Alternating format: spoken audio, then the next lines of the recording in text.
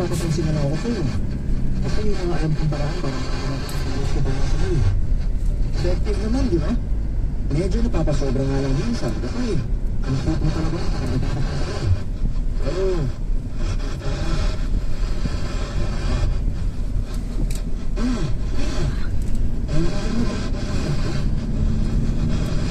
Maganda na nga ngayon kasi may mga ganito na sila. O, nagtanim sila ng mga kahoy-kahoy. Pero alam mo, pero ang ganda dito. Dahil malamig pa siya. Siguro pag madaling araw dito. No? Lamig talaga.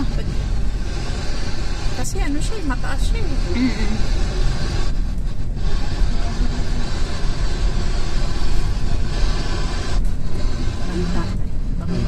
Mahirap ba ka ano ng mas lalong hindi kita paiiyakin. Lalayo na lang. Pinangaso.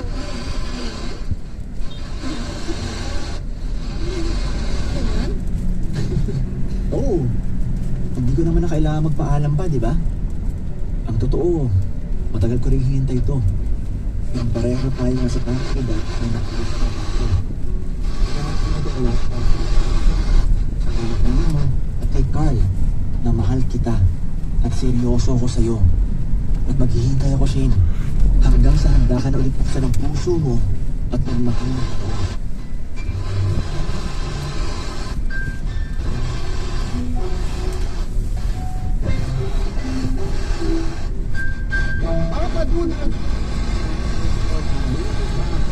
So sinabi nga ni Gian sa akin, ewan ko ba ang corny na mga lines niya, pero maram.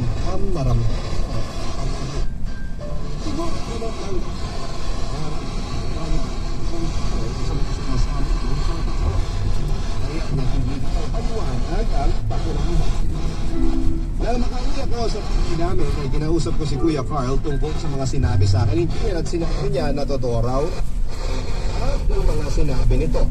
Noon pa mga bawal dito kasi nagplano ba ang bata noon.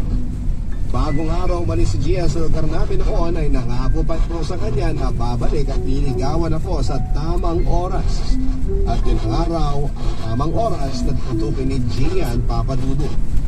Ang nakakatuwa pa sa kwento ni Kuya Carl, kahit kailan daw ay hindi nagka-girlfriend si Gian.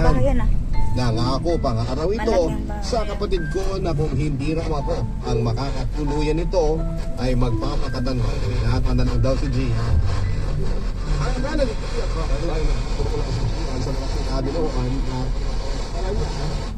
ano lang ang panliligaw niya sa akin. Kahit ang kapatid ko ay humahanga nang sabihin ni Gian na isa sa mga dahilan ng pagbabalik niya sa lugar namin ay para tuparin ang pangako niya na liligawan ako.